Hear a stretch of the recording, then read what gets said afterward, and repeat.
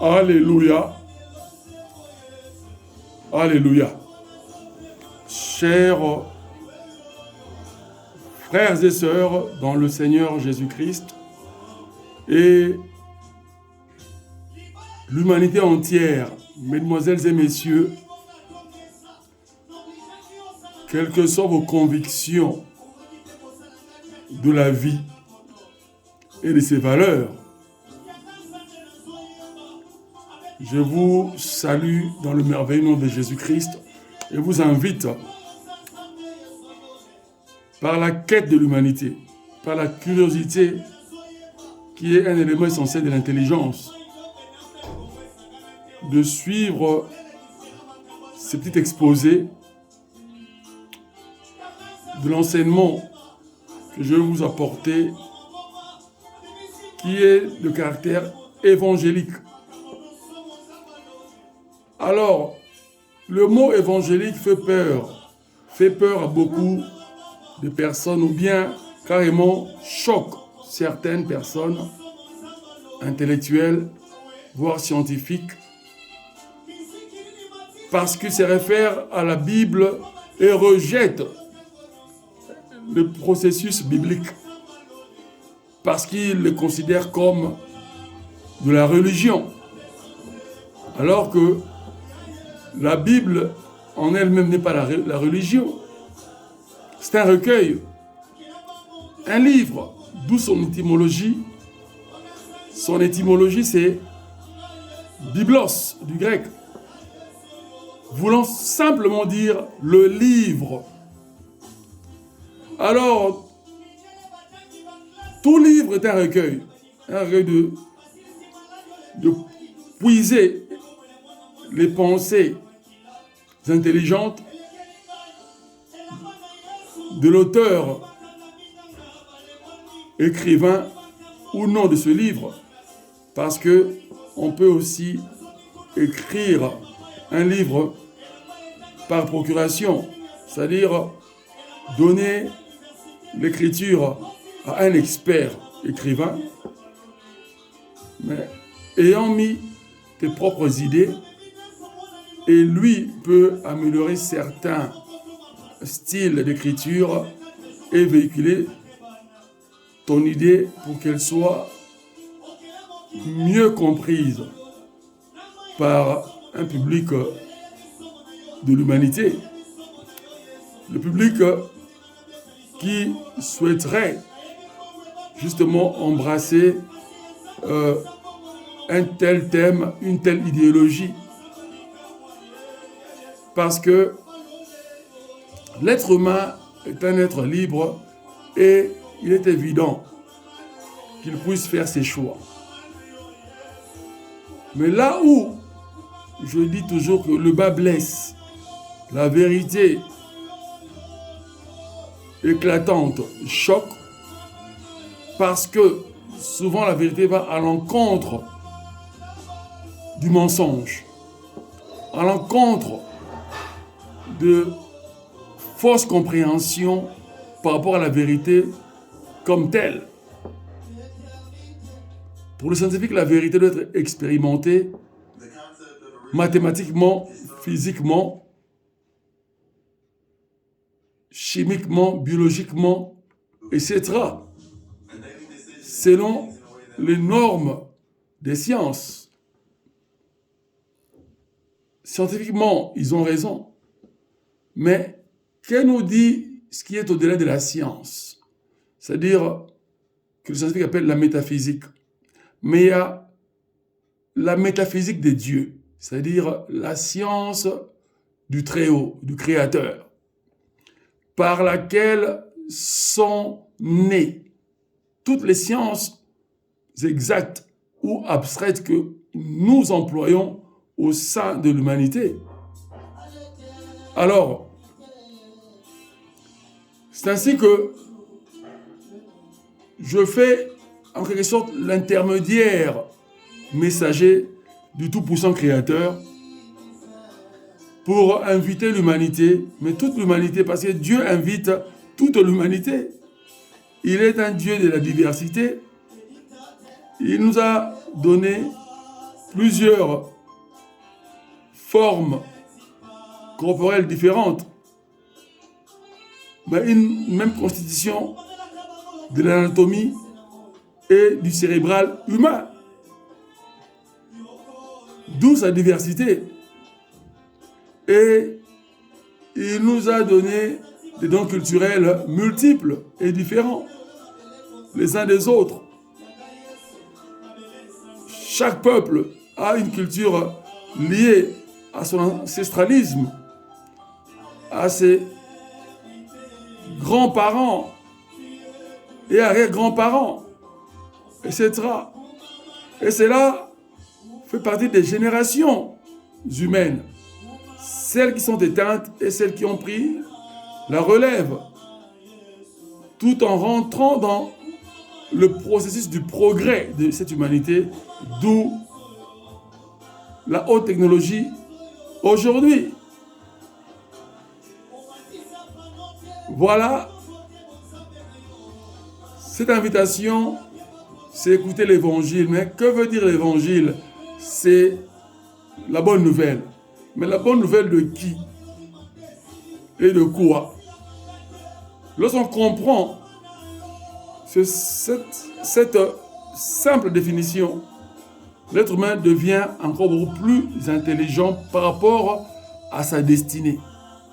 Et il commence curieusement à chercher cette divinité qu'il a toujours peut-être entendue à coups de vent, ou qui s'est opposé toujours, parce qu'il est libre de s'y opposer. Mais il y a une réalité et une vérité qu'on ne peut pas s'opposer, sinon on n'est pas et on n'est plus humain. Parce que le fait que nous soyons humains nous oblige à connaître notre source. Mais la source qui est spirituelle, invisible, qui a fait que nous soyons visibles et palpables, que nous ayons des morphologies distinctes les uns des autres au sein de l'humanité, et même nous fait donner un regard sur la nature par rapport à cette diversité.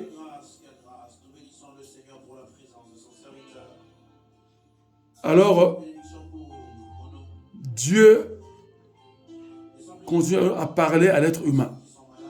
Pourquoi? Parce qu'il a créé l'être humain comme lui-même. Lui n'a pas de forme. Il est dénué de toute forme. Mais il a une nature qui est spirituelle, invisible. Il est une énergie infinie dans sa multiplicité. Et il dit à l'être humain, je suis ton créateur. C'est moi qui t'ai conçu pour que tu puisses exister. En commençant par la respiration et puis le mouvement qui te donne l'être, le fait de vivre, de se retrouver quelque part sur le globe et de continuer à vivre, c'est-à-dire à exister, parce que tu deviens un fait existentiel, comme ton environnement terrestre. La pierre de roche qu'on peut toucher, l'arbre qu'on peut toucher ou voir, l'eau qu'on peut toucher et parfois même s'y laver ou boire, si bien entendu elle est potable. Tous les éléments de la nature subissent ce fait existentiel, comme nous, êtres humains. Dieu restera toujours le tout-puissant créateur. Malgré qu'il nous a dotés de la liberté et du choix, mais il nous dit quel est le meilleur choix à faire. Et le meilleur choix, c'est de le reconnaître. De reconnaître qu'il est ton créateur, il est le mien également. Il est le créateur de tout être humain. Peu importe ta position sociale. dans ton pays de résidence, où Dieu t'établit, ou ton pays de naissance, où il t'établit pour constituer ta famille et puis travailler et vivre. Après avoir effectué tous tes cycles d'études, et si tu es arrivé au cycle d'excellence qu'est l'université, ben Dieu t'accordera ton dû. Que tu le rejettes ou que tu l'acceptes, lui, il demeure fidèle. Il est la vérité éternelle et fait passer l'être humain aux réalités de sa vie, qui constituent sa destinée, c'est-à-dire sa source d'existence et sa suite d'existence, qui constitue sa présence sur le globe, son activité, et puis, lorsqu'il va quitter ce globe, pour aller où? Pour retourner à sa source spirituelle. Et c'est là où Dieu fait comprendre à l'être humain que ce n'est pas le fait de vivre hasardeusement sur le globe, et que le globe lui-même était un fait d'existence du hasard, et que la vie de l'être humain par rapport à son organisation n'est que du hasard, et puis son extinction sur le globe n'est qu'un fait du hasard. Archi faux. Dieu veut que nous soyons lucides, scientifiques ou non scientifiques, parce qu'il a, en créant l'être humain, fait une mise à jour de sa quête. L'être humain doit savoir qui il est, qu'est-ce qu'il fait sur terre et où va-t-il? Est-ce que la terre resterait toujours une aventure de vie éternelle? Non, c'est temporaire. Les scientifiques l'expliquent. Et l'être humain, chaque jour, prend de l'âge, chaque jour l'être humain vieillit. Il se détériore. Mais ça, c'est la carapace anatomique. Le palpable que nous voyons et touchons. Mais notre nous-mêmes, intrinsèquement, est invisible. Le domaine de l'esprit qui comprend l'âme et l'esprit lui-même. Mais la Bible nous dit que l'âme, qui est cette puissance de la vie, qui n'est que l'oxygène dans le sang humain, qui fait fonctionner mieux le cerveau, et le cerveau étant la personnalité physique de l'être humain, lui donne tous les sens de l'horizon de la vie pour que l'être humain demeure dans l'existence physique. Mais l'existence spirituelle va toujours nous rattraper parce que nous venons de cette existence qui est spirituelle. Et nous allons y retourner. Quand Dieu dit, vous êtes poussière, c'est-à-dire vous êtes et que nous sommes tous cet amas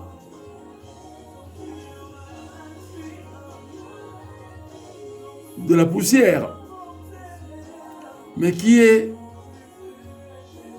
palpable, qu'on peut toucher,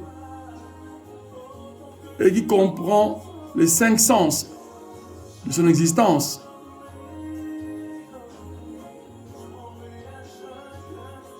Et que lorsque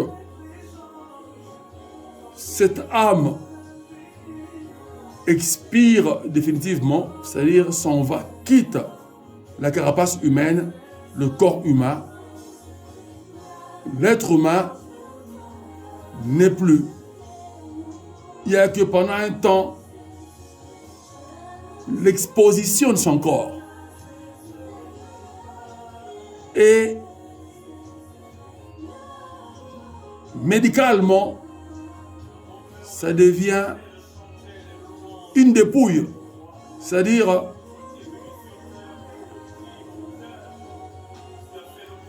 un produit n'ayant plus de valeur qui doit être mis dans une poubelle de l'oubli. D'où l'inhumation, l'enterrement de ce corps et laisser ce corps subir sa destruction naturelle pour retourner enfin à la poussière et devenir partie intégrante du globe, c'est-à-dire de la Terre. Mais ça, c'est le corps humain. Mais sa vie, qui fait partie de l'âme, rentre dans un domaine, un espace invisible que le physique humain ne peut pas atteindre. Alléluia. Ainsi, Dieu veut que chaque être humain comprenne cela. Il nous a appelés à faire sa volonté. Mais il nous dit dans cet appel, il nous a en quelque sorte enfantés, c'est-à-dire il nous a transmis de notre existence sa divinité. Comment? Le fait d'avoir envoyé Jésus-Christ, c'est-à-dire lui-même,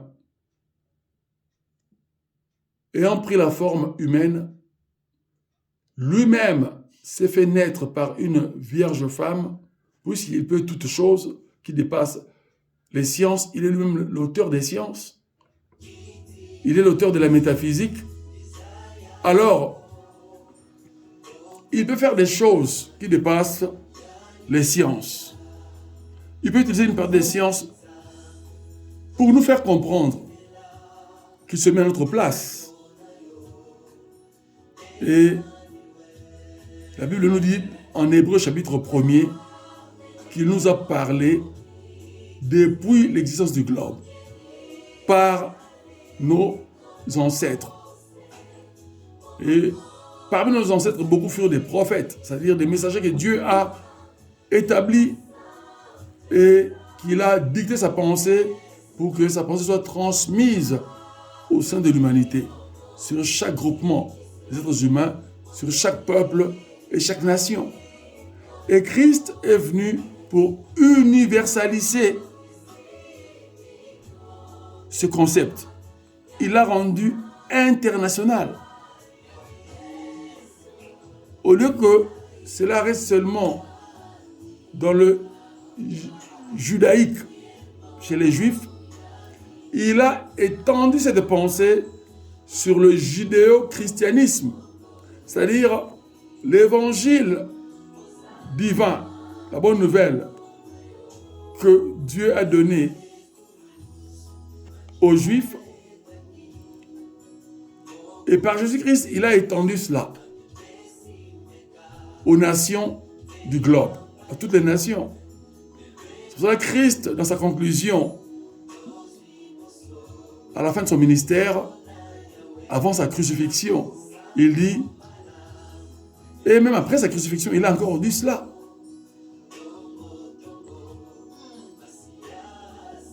Il a dit à ses disciples, tous ceux qu'il avait formés dans sa doctrine, sur la pensée divine, leur disant, bougez-vous, déplacez-vous, les moyens, je vais vous en procurer. Pas selon vos calculs économiques et financiers. C'est moi qui vais organiser cela. En touchant les gens que j'ai enrichi, que j'ai donné le pouvoir politique, le pouvoir judiciaire, le pouvoir socio-professionnel, d'où administratif, de s'occuper de vous, pour que vous puissiez mieux exercer cette tâche noble, c'est-à-dire l'évangélisation internationale. Mais chaque chose a sa place dans une organisation selon le protocole que je vous donne. Il dit, faites de toutes les nations mes disciples. Pas vos disciples à vous, comme font les religieux, mais faites de toutes les nations mes disciples.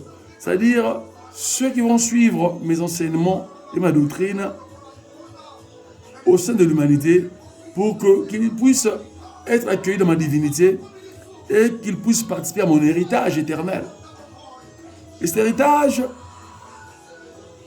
a un vécu de bonheur sur terre et puis une extension de cette vie dans la vie éternelle avec moi-même qui suis la parole de Dieu créatrice par laquelle tout ce qui existe a subi le fait, c'est-à-dire le pouvoir et la force de l'existence et de la vie. Alléluia. Et que la vie n'est pas un hasard. La vie est un programme divin. Alléluia. C'est ainsi que je reviens vers vous, mon audition en ligne, et toute personne qui serait connectée sur le nom Bienvenue Mavinga, puis les thèmes suivis, sur YouTube, pourrait avoir aussi cette opportunité de suivre mes vidéos, d'écouter attentivement ce que l'Esprit de Dieu, quel Saint-Esprit, parle au travers de moi. Parce que les rapporteurs divins, les messagers divins, ne sont que des instruments que le Créateur lui-même utilise pour véhiculer sa pensée au sein de l'humanité. Et il choisit qui il veut et quand il veut. Que l'on soit instruit ou pas. Mais quand il nous choisit, il nous donne l'instruction. Et il nous attire dans la curiosité de fouiller les sciences pour que nous puissions être prêts à transmettre les pensées divines à toutes les catégories des êtres humains. Alléluia. Parce que si on est assez limité, comme Dieu ne triche pas, il ne fera pas de la magie. Il nous dira toujours que les gens créent les sciences et je ne vous les donne pas pour rien. Il faut les utiliser. C'est-à-dire l'être humain, qu'il le veuille ou pas, il est obligé de connaître un des domaines scientifiques. C'est un protocole divin pour être assimilé à l'existence et pouvoir transmettre les connaissances aux autres qui sont divines. Et les autres ont besoin de ces mêmes protocoles scientifiques pour capter le message. Et c'est là où le Saint-Esprit maintenant vient stimuler ces messages et les faire comprendre à chacun selon sa motivation de la foi, selon son désir ardent, l'intérêt que chacun donne à la quête de Dieu, sachant qu'il n'est pas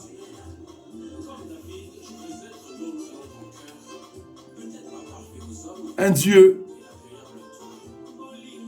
du hasard, mais il est un Dieu de la réalité, un Dieu de la vie éternelle, de la justice éternelle, des richesses éternelles, de l'amour éternel et de l'existence et de son fait existentiel, d'éternité.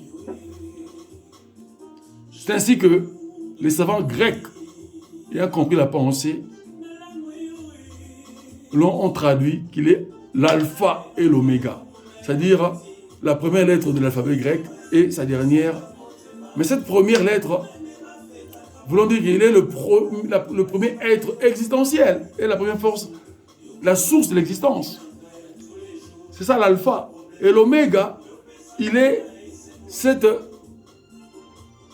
lettre de la finition de toutes les pensées humaines et des faits existentiels. Et voulons aussi dire que son commencement, son origine est méconnu de toutes ces créatures. Lui seul connaît ses origines. Ses origines sont des origines éternelles. Et l'éternité, c'est un fait existentiel sans limite. Et l'oméga, c'est-à-dire la fin qui ne finit pas. Et l'alpha, c'est le commencement qui ne commence pas. C'est-à-dire, c'est un cercle, le cycle de l'existence non-stop. Et ce cycle-là, c'est ça, Dieu lui-même.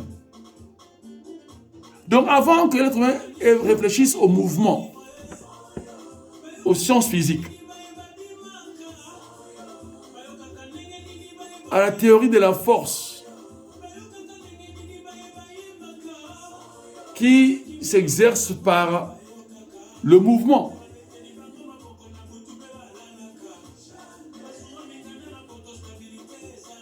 d'où l'énergie.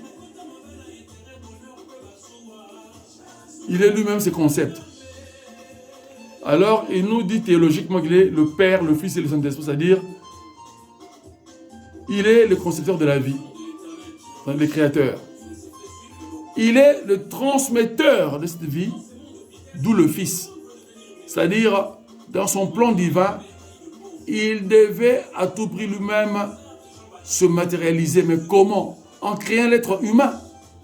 C'est pour cela que le recueil biblique dit en Genèse, il créa l'homme à son image et à sa ressemblance.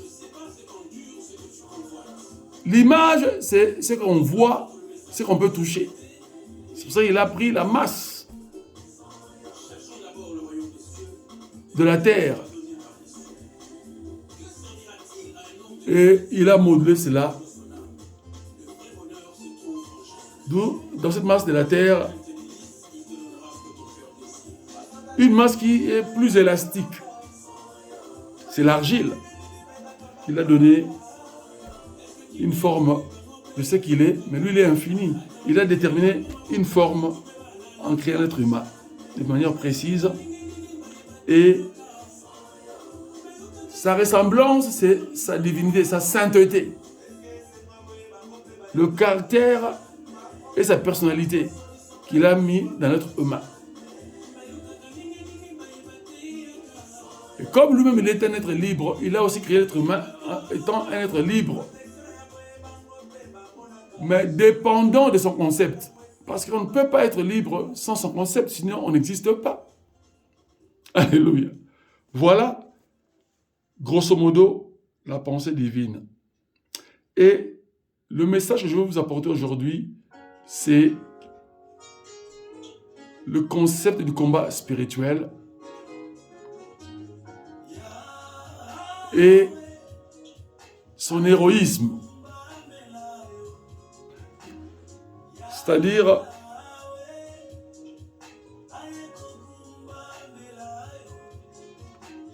comment être invincible dans le combat spirituel. C'est le thème que nous allons aborder aujourd'hui. Comment être et demeurer invincible dans le combat spirituel. Pourquoi invincible? Parce que Dieu nous a donné son invincibilité, c'est-à-dire sa puissance suprême, qu'aucun être ne peut s'y opposer, qui qu'il soit, où qu'il soit. Alléluia. Ainsi, Christ nous dit par ses apôtres qui furent encore à ce moment-là disciples. En Luc, chapitre 10, au verset 19, il dit, « Voici, je vous ai donné le pouvoir de marcher, c'est-à-dire de dominer sur les esprits maléfiques, c'est-à-dire sur Satan et son armée, qu'il emploie un langage et un jargon divin, biblique. Il dit sur les serpents, c'est-à-dire serpents venimeux, parce qu'il y a aussi des serpents non venimeux qu'on peut jouer avec eux, mais des serpents venimeux qui sont les tueurs de la nature. C'est-à-dire les démons, les énergies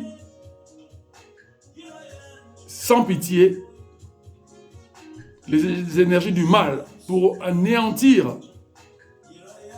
la bonne énergie de la vie humaine ou des vies humaines. C'est eux les démons, mais ils ont un chef qui est un prince, leur grand prince, qui s'appelle Satan ou le diable. Et ils sont organisés en hiérarchie d'états sataniques et en hiérarchie d'armées sataniques, commandées par lui-même le prince des ténèbres, c'est-à-dire Satan ou le diable. Comme il est un grand prince, il a une principauté des ténèbres. Il a aussi des princes comme vassaux, ces vassaux qui règnent dans chaque principauté. Puisqu'il n'a pas de royaume, il a des états organisés, mais en régime princier. Et lui, c'est le grand prince et il a ses sujets, c'est-à-dire dans son organisation, dans sa hiérarchie, des personnes soumises à son pouvoir, qui sont des princes de ténèbres qu'il a établis dans chaque partie du globe, c'est-à-dire dans chaque pays et dans chaque ville de ces pays-là. Ce sont ses ambassadeurs et gouverneurs, mais qu'il donne le titre de prince. Et puis, sous le pouvoir de ces princes-là, il y a maintenant l'armée satanique qui doit agir contre l'humanité. Il a ses généraux qui sont ses officiers supérieurs et il a ses colonels, ses majors, ses commandants, ses capitaines, ses lieutenants, sous-lieutenants, ses soldats de première classe et de seconde classe, et puis ses caporaux. Mais eux, ils constituent l'armée de l'air. C'est pour ça que la Bible l'appelle les esprits de l'air. C'est-à-dire, ce sont des énergies, mais qui ont la prédominance sur le globe et sur le système interplanétaire. Et ce qui les intéresse, c'est la ressemblance de Dieu à anéantir, c'est-à-dire les êtres humains. Et ils ne sont pas prêts, les animaux, pour anéantir les animaux. Mais ils poussent les êtres humains à exterminer les animaux afin que la nature divine soit détruite complètement. Donc il revient sur l'origine, sur la séduction et le mensonge qu'il a fait à Adam et Ève.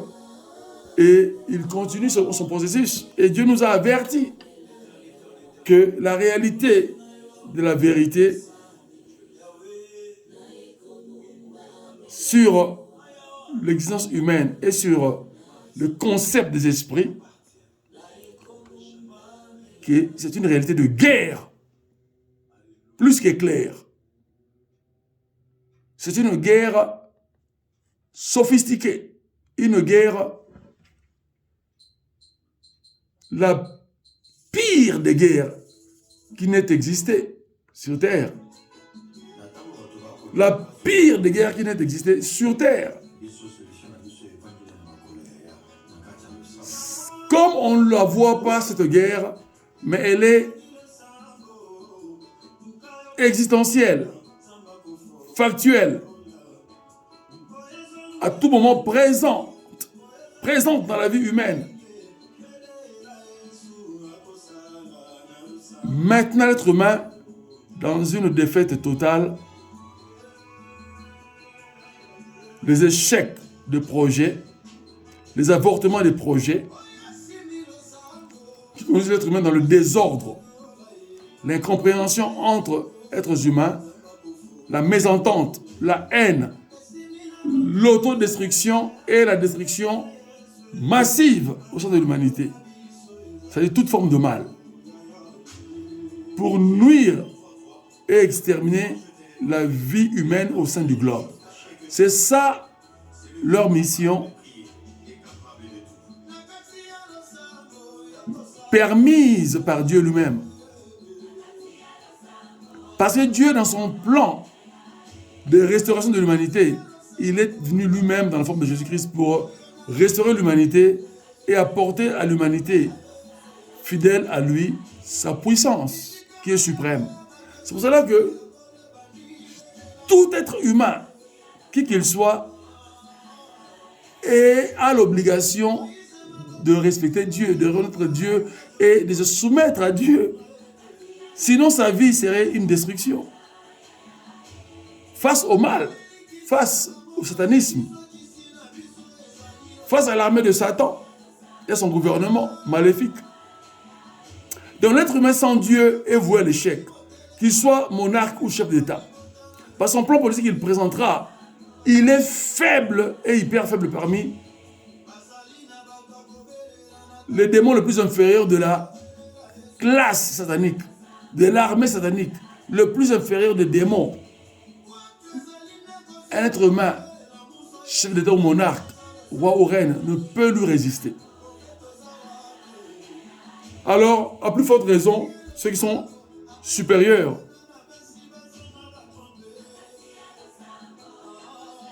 Donc, un démon caporal est plus puissant que l'être humain, quel que soit le pouvoir que l'être humain peut avoir politiquement, économiquement au sein du globe. Et ce petit démon-là peut détruire l'être humain n'importe quand, si Dieu le permet. Parce qu'il y a des murs de protection que nous ne voyons pas et des armées de protection que Dieu établit qui sont des armées angéliques que l'œil nu humain ne peut pas voir. C'est le domaine de l'invisible. Qui fait que les êtres humains ne sont pas exterminés, malgré qu'il y aura toujours des guerres, et qu'il y en a. Nous voyons la Russie et l'Ukraine, le Soudan, etc.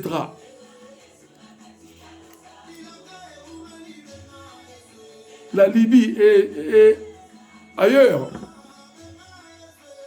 où il y a des guerres encore, dans le sud-est du Congo, RDC. Frontière avec le Rwanda et l'Ouganda, etc. Donc,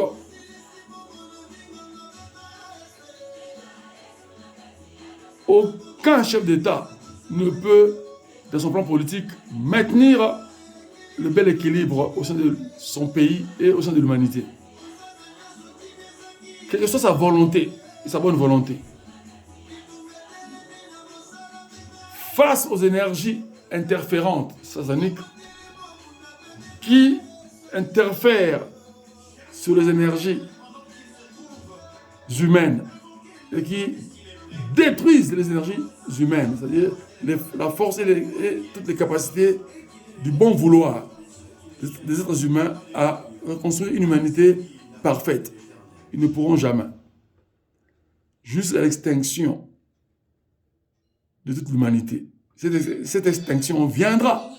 Nous ne savons quand. Christ a dit, personne ne le sait, mais lui-même le sait, puisqu'il est le Dieu Tout-Puissant. Mais en tant qu'être humain, vous parlant, je ne le sais pas. Mais ce qu'il n'a pas dit, C'est en tant que Dieu qui connaît toutes choses, il le savait. Mais il a respecté sa mission d'humanité pour transmettre la pensée divine au sein de l'humanité. Voulant simplement dire qu'aucun être humain, quel que soit le concept de la science ou le génie scientifique, ne pourra connaître précisément ce jour-là. Établir un calendrier de fin du monde, ça n'existera jamais. Alléluia. Donc, c'est la preuve que nous devons faire confiance à notre Créateur. Et il nous dit le combat spirituel, c'est quoi? C'est la vie consacrée à Dieu. L'exemplarité de Jésus-Christ et de ce que furent les apôtres. Ils avaient aussi des points faibles, mais ils ont excellé dans l'obéissance et dans le disciple toute leur vie. Et devenus maîtres de la foi, c'est-à-dire apôtres, envoyés de Dieu au sein de l'humanité, et ils ont fait leur part. Et nous sommes, nous, le relais de leur mission, qui continuera jusqu'à l'extinction de l'humanité. Parce qu'il y aura le second retour de Jésus-Christ, c'est-à-dire le premier retour, et puis le second. Et lors du second retour de Jésus-Christ, c'est-à-dire, là, l'Église est déjà enlevée dans le premier retour, et puis, l'Église entrera dans le millénium, dans les noces avec Christ, fusionnera avec Christ pour l'éternité. Et puis, il reviendra avec l'Église, mais c'est lui qui sera dans ce second retour comme le dernier juge de l'humanité. Non seulement de l'humanité, mais de tous les esprits. Puisque Dieu ne jugera pas la terre et la nature, il jugera les acteurs de la vie qui ont gâché l'œuvre de Dieu, qui ont détruit l'œuvre de Dieu. C'est-à-dire les démons, Satan lui-même et ses démons, il les a déjà jugés condamnés, mais il va faire un dernier jugement, c'est-à-dire un jugement global, pour nous faire comprendre, être humain, que voilà Satan que vous aviez suivi dans ses mensonges et ses ruses, a été déjà condamné. Et puis si vous ne lisiez jamais la Bible, beaucoup parmi vous, c'est pour ça que vous êtes dans l'ignorance. Et je dis que l'ignorance, c'est la malédiction la plus totale. C'est la destruction des êtres humains par rapport justement à sa stupidité. Le fait de ne pas vouloir donner de l'intérêt à son Créateur et à sa source de création. Voilà, c'est pour ça qu'il y aurait un jugement dernier. Mais Satan est déjà condamné avec son armée. Il ira en enfer, ils iront en enfer. Mais aussi les êtres humains que Dieu jugera par Jésus-Christ en ce jour-là qui serait le dernier. Il y aura aussi des sentences de condamnation pour certains êtres humains qui ont rejeté Dieu et qui ont fait tant de mal, qui n'ont pas voulu s'en repentir. Et ils vont subir aussi le sort de certains de son armée en enfer. Mais la Bible nous dit que ce seraient des souffrances éternelles, c'est-à-dire des souffrances qui ne cesseront jamais. Mais pour ceux qui se resteront obéissants, eux vivront l'harmonie divine, le plus grand bonheur d'éternité, dans la compagnie de Dieu lui-même, c'est-à-dire le Père, le Fils et le Saint-Esprit. Et Dieu nous rappelle que le combat spirituel fait partie de cette relation, une bonne relation avec Dieu, dans le respect de ses concepts, dans le respect du culte personnel.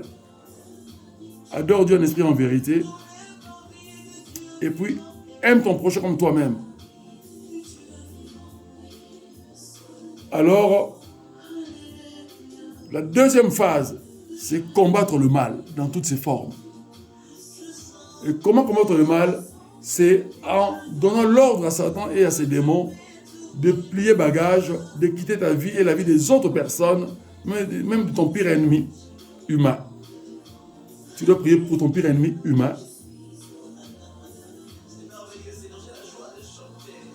Et chasser ces démons-là de lui, et proclamer l'énergie divine dans sa vie, c'est-à-dire la nature divine dans sa vie, pour confirmer la mission de Jésus-Christ finale sur cette terre. Lorsqu'il a dit sur la croix, tout est accompli. C'est-à-dire, il a vaincu le diable et il a vaincu toute l'armée de Satan. Et il a libéré l'humanité de la prison satanique et de l'esclavage satanique à vie pour que l'humanité soit accueillie par le divin, par Dieu lui-même. Et que l'humanité puisse entrer dans le paramètre de l'héritage éternel de Dieu. Et cet héritage donne à l'être humain le bonheur sur cette terre, peu importe sa situation socio-professionnelle. Et puis, le summum, c'est l'éternité de gloire. Pas une éternité banale, une éternité de gloire. Alléluia. Ainsi, chaque jour, selon Éphésiens chapitre 6, verset 12, qui est le socle de notre enseignement de cet après-midi, Éphésiens chapitre 6, verset 12e. Nous n'avons pas à lutter contre la chair et le sang, que l'apôtre Paul rapporte aux Éphésiens, pour que ce rapport évangélique, épistolaire, soit accueilli à tous les êtres humains sur le globe. Il dit, car nous n'avons pas à lutter contre la chair et les sangs. Car c'est la pensée concluante. Cet adverbe de conclusion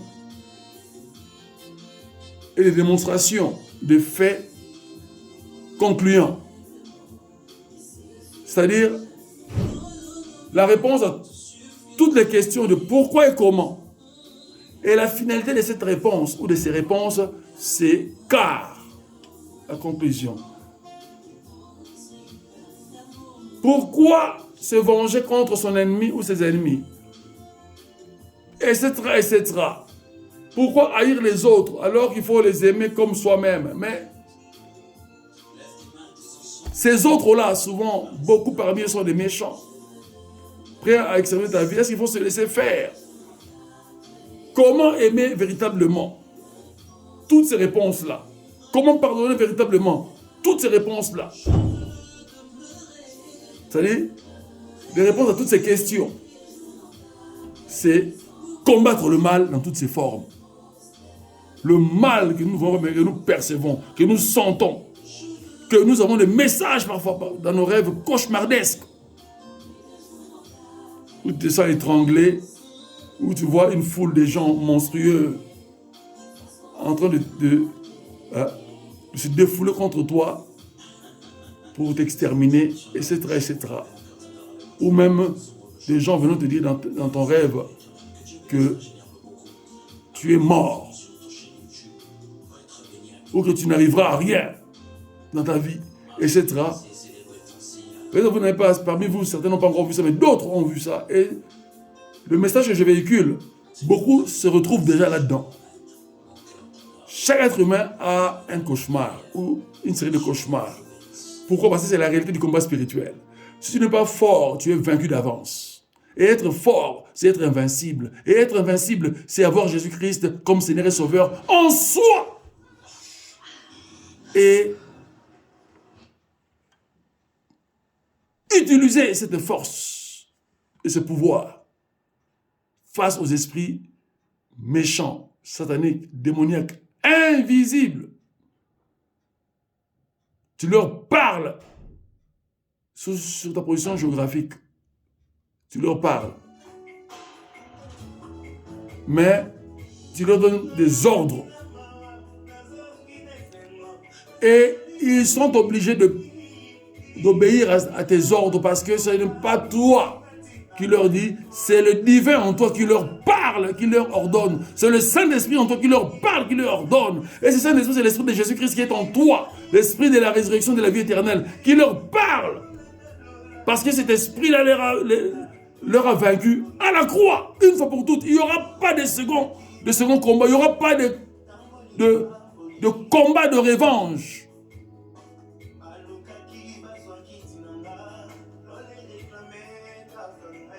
Christ a combattu une fois pour toutes et il est sorti vainqueur d'éternité face à Satan et à son armée et à tous ces concepts du mal. Et tous ceux qui sont en Jésus-Christ, qui ont reçu Jésus-Christ comme Seigneur et Sauveur, qui sont devenus enfants de Dieu et qui participent à l'héritage divin d'éternité, le sont aussi. Alléluia. C'est ça l'évangile. C'est-à-dire la bonne nouvelle de Dieu aux hommes et femmes au sein du globe. Alléluia. Éphésiens 6, verset 12. Car nous n'avons pas à lutter contre la chair et le sang, c'est-à-dire contre la nature humaine, mais contre les principautés que j'ai évoquées tout à l'heure. Ce sont des principautés, c'est-à-dire ils sont organisés en état de prince régnant sur un territoire donné du globe. Mais eux tous sont soumis sous la hiérarchie du grand prince qui est le diable ou Satan. C'est les chrétiens véritables, les enfants de Dieu, combattent ces forces du mal qui sont des énergies de grande puissance, mais face à la divinité qui est leur créateur, ils ne peuvent pas résister. Alors, nous luttons contre les principautés sataniques, contre les pouvoirs. Ils ont des pouvoirs, des capacités gigantesques, de capacités phénoménales que la science ou les sciences ne peuvent pas capter, ne peuvent pas résister, ni même la moindre réflexion scientifique est n'ayant permis par rapport à leurs activités. C'est-à-dire, on ne peut pas comprendre comment les esprits méchants opèrent et comment ils détruisent les humains par les sciences. Impossible. On ne peut que comprendre cela par le Saint-Esprit. Alléluia. C'est-à-dire par la connaissance de la parole de Dieu.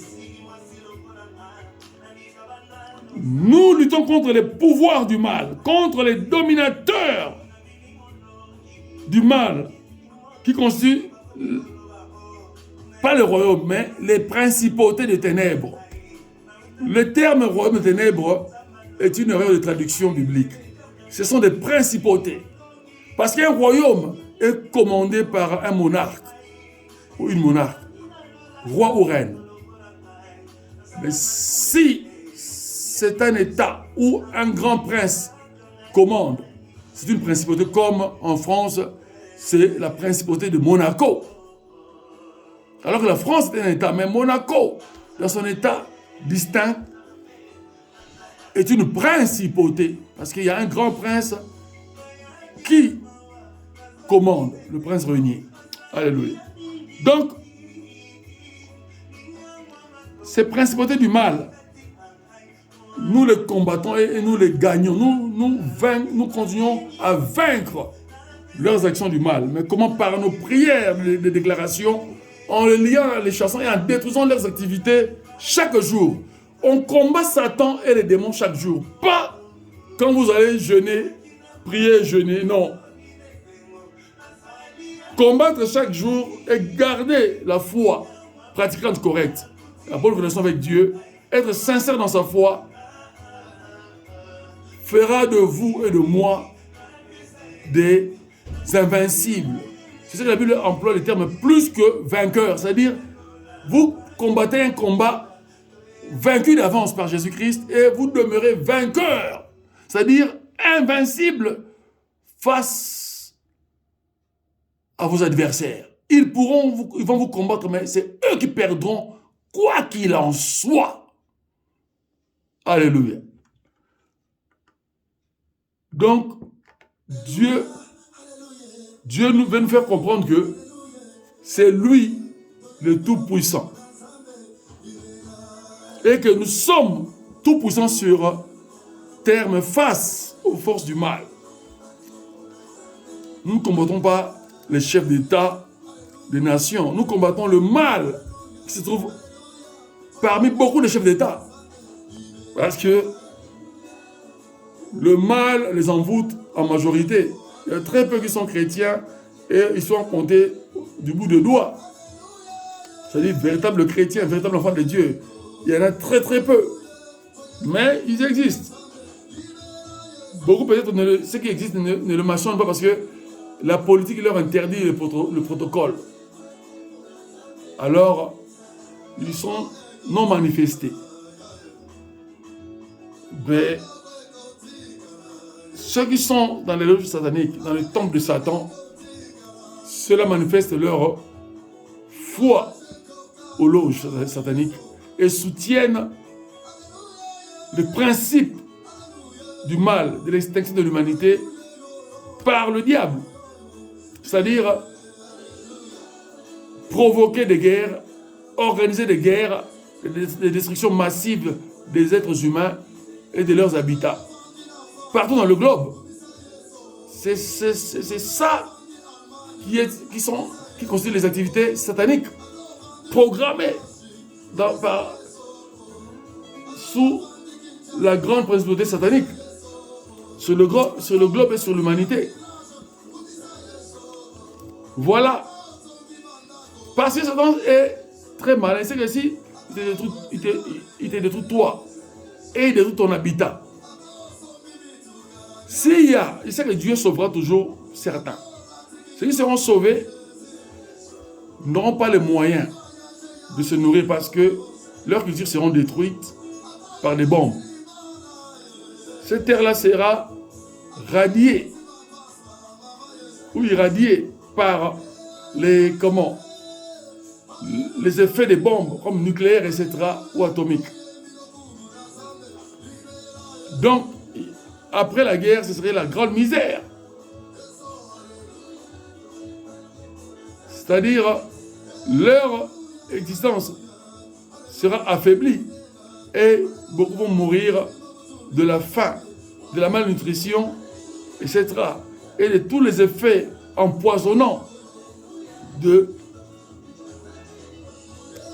leur environnement. D'où ce serait des créations de maladies incurables, etc., etc. Donc, même si Dieu révèle un vaccin, eux, ils vont toujours fabriquer un vaccin à peu près pour que des êtres humains qui sont atteints davantage de ce poison ne puissent jamais vivre. Donc, Dieu veut que nous comprenions dans un sens étendu comment fonctionne ce monde politique-économique sur le globe et que les responsables politiques qui n'ont pas Dieu, qui n'ont pas Jésus-Christ, sont sous la dictée, sous l'influence, sous les ordres implacables de Satan. Ce sont des ordres auxquels ils ne peuvent pas révoquer, ils ne peuvent pas s'opposer, parce qu'ils sont faibles, faiblards, spirituellement parlant. Ce sont des cobayes de Satan. Mais ceux qui ont compris la vérité divine, ceux qui se rangent du côté de Dieu, du côté de Jésus-Christ, ce sont ceux-là qui vont casser les activités sataniques. Et une vérité que le monde peut-être n'a jamais compris exactement, c'est que pourquoi les guerres ne perdurent pas et ne détruisent pas toute l'humanité? Parce qu'il y a des chrétiens qui prient.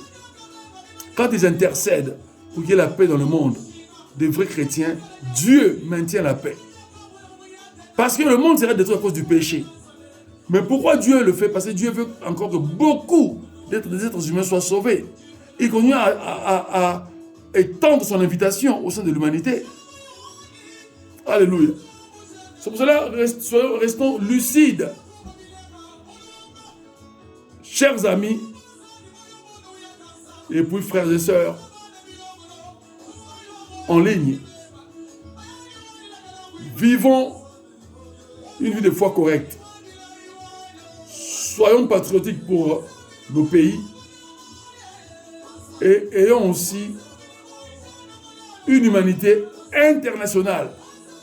Chez toi, aie la joie et l'amour d'accueillir très bien les étrangers. Parce que ce sont les êtres humains créés à l'image de Dieu comme toi. Accorde-leur l'hospitalité qu'ils méritent. Et tu auras fait la volonté de Dieu. Prie pour eux. J'ai des moyens financiers que Dieu t'a donnés. Réponds aussi à leurs besoins d'après tes moyens, d'après tes calculs. Parce que Dieu veut que nous soyons de bons gestionnaires de nos biens. Tu peux tout donner et devenir pauvre. C'est insensé. Alléluia. Donc, voyons comment Dieu est amour et qu'il est amour éternel. Comment il est bienfaiteur, un Dieu de bonté éternelle. Comment il est le Jéhovah Jireh, le Dieu qui pourvoit aux besoins de tous les êtres humains. Il est la providence de l'humanité. Mais il faut que l'humanité accourt vers lui. Et non le contraire. Les êtres humains veulent que Dieu apparaisse en forme humaine. Il l'a déjà fait par Christ. Il ne le fera plus. Il l'a déjà fait. Il est venu habiter avec nous dans les conditions humaines les plus rudes et il a excellé dans sa foi. Ça, c'est Dieu. Il nous montre l'exemple qu'il y a moyen d'exceller en ayant ce corps. Christ est né sans péché. Ça, c'est la révélation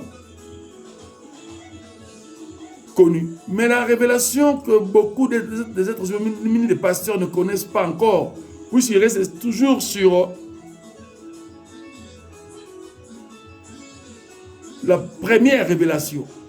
Mais la seconde, il veut que nous puissions puiser la connaissance, que nous puissions augmenter notre intérêt envers lui. Alors il va nous révéler cela. Comment? Il est né sous le péché, mais il n'a pas, lui, il n'a pas commis aucun péché.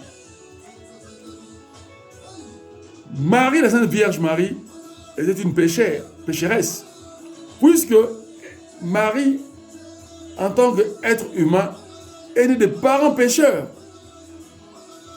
Marie pratiquait une foi correcte, mais cela n'a pas exclu qu'elle soit comptée parmi tous les pécheurs, puisqu'elle avait aussi, dans les rituels mosaïques, à demander aussi pardon, à offrir aussi des offrandes pour le pardon de ses péchés.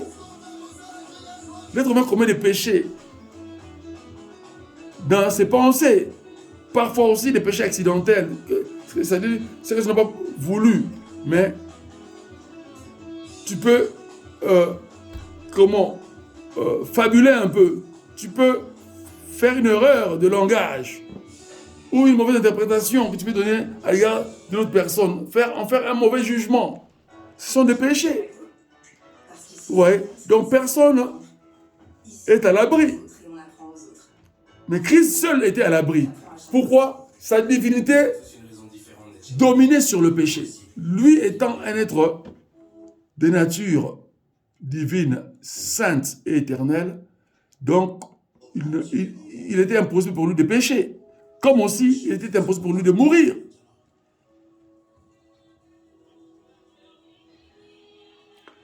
Mais pourquoi le corps du Christ était mort? Parce que ce corps du Christ était à son origine, lorsque Adam et Ève ont péché, l'humanité a connu quoi? Le virus du péché, le cancer du péché. Donc l'âme humaine est devenue cancéreuse du péché, est devenue pécheresse. Donc le mal est entré dans l'homme et a dominé l'homme, homme comme la femme. Le mal est devenu une nature humaine. Et la nature divine s'est évaporée, c'est-à-dire a quitté l'être humain. Parce que la nature humaine, la nature divine ne peut pas cohabiter avec la nature du péché. C'est ce qui s'est passé lorsque Christ, sur la croix, jusque-là, avant de mourir, il était encore sans péché. Mais quand il a pris tous les péchés encore du monde, sa divinité ne pouvait pas cohabiter avec ces péchés-là. Et il a dit, j'ai vaincu le monde satanique. J'ai vaincu la puissance de Satan. J'ai vaincu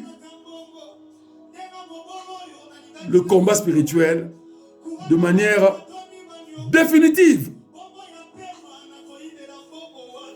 Alors, il dit, tout est accompli, puis il a dit que la volonté de Dieu soit faite et il a rendu l'âme. C'est-à-dire, sa divinité ne pouvait plus cohabiter avec le péché du monde, de l'humanité. Sa divinité a quitté ce corps. Et le corps a subi maintenant les conséquences du péché ou des péchés, c'est-à-dire c'est la mort physique. Mais comme il est Dieu, 3 jours après, comme il avait promis la résurrection, il est revenu à la vie.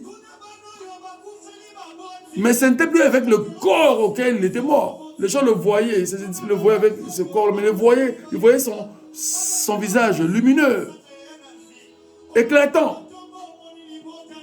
C'est pour ça qu'il n'avait plus besoin de frapper à la porte pour entrer et manger avec eux. Il pouvait traverser les murs parce qu'il était à 100% dans sa nature divine. Une énergie traverse tout. Et c'est l'énergie créatrice lui-même. Donc, mais ils l'ont touché. Thomas l'a touché. Il a touché ses cicatrices de main. Et Thomas a reconnu qu'il était son Seigneur. Il a dit, parce que tu as vu et tu as touché. Il a dit, heureux ceux qui croient sans avoir vu sur ce que Dieu a dit. Voilà. Il faut croire à ce que Dieu a dit. Tu n'as pas besoin de voir. Parce que le domaine invisible, tu ne peux pas le voir avec tes yeux. Sauf si Dieu te fait voir une partie. Mais Dieu veut que tu reconnaisses que c'est un fait existentiel. Et cette existence a de l'influence, du bonheur sur ta vie. C'est comme l'électricité avec l'eau. Il doit avoir une réaction. Un être humain qui a les mains mouillées, qui touche une partie du courant électrique où il y a fuite d'énergie électrique, serait électrocuté. C'est ça, une forme d'électrocution que Dieu déploie lorsque nous sommes connectés avec lui. Il y a une énergie puissante, manifestée, agissante sur nous et sur notre environnement. C'est pour ça que Christ a dit en Marc chapitre 16, le vainqueur du combat spirituel ou la victorieuse du combat spirituel, il dit, voici maintenant les miracles, c'est-à-dire les activités divines, le surnaturel, qui sont au-delà des sciences humaines, vont faire partie intégrante de chaque mouvement que vous ferez. Partout où vous allez vous rendre, c'est-à-dire vous devenez une énergie divine, une personnalité divine, et vous êtes accompagné par cette énergie-là partout pour détruire le mal et produire le bonheur, le bien dans la vie des êtres humains.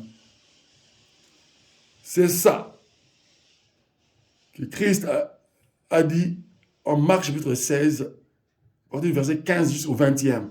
Il dit, voici les miracles qui accompagneront ceux qui auront cru en moi. Ils chasseront les démons, ils parleront de nouvelles langues, même s'ils boivent du poison, c'est-à-dire, dans ce cas-là, si vous êtes inconscient, vous n'êtes pas prévenu.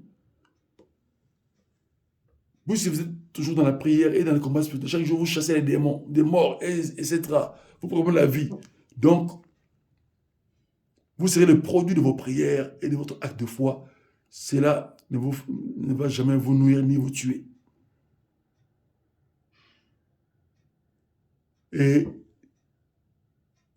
si vous êtes averti, ça veut dire que Dieu veut que vous ne mangez pas, vous ne buvez pas parce que vous êtes averti par quelqu'un ou par Dieu lui-même.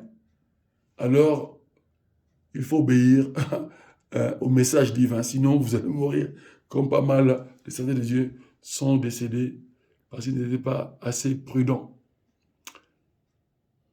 C'est ça la grande prudence, c'est combattre chaque jour Satan et les démons et les vaincre. Et puis garder le cap, c'est-à-dire, tu as vaincu Satan dans le combat spirituel, garder le cap, c'est quoi? C'est maintenir la sanctification, garder la foi, garder l'amour du prochain de manière précieuse et continuer à avoir soif de Dieu, continuer à s'intéresser à Dieu, continuer à lire sa parole chaque jour. Et là où vous avez de l'incompréhension, demandez au Saint-Esprit de vous éclairer. Parce qu'on ne connaît pas tout d'un coup. Dieu veut que nous allions étape par étape dans la connaissance. C'est pour ça que l'apôtre Paul, ayant reçu la révélation, a dit Dieu veut que vous compreniez quelle est la longueur, la hauteur, la profondeur de sa connaissance. Et de croire l'infinie grandeur de sa puissance.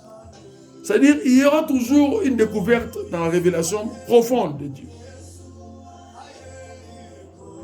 Par rapport à notre vie, à la vie des autres. Alléluia. Et quand on comprend cela, un chrétien véritable, un enfant de Dieu ne peut pas envier les autres. Quelqu'un qui est ton ami, qui est plus riche que toi, tu dois être content. C'est comme si c'était toi-même qui avais ces biens-là. C'est ce que moi j'en fais en tout cas personnellement pour mes amis qui sont plus riches que moi. Je dis, oh Seigneur, merci. Bénis-le encore. Mais guide-le à faire ta volonté pour que cette richesse-là ne nous soit pas volée par le diable et les démons. Alléluia. Et que ces enfants puissent en profiter et suivre le bel exemple de la foi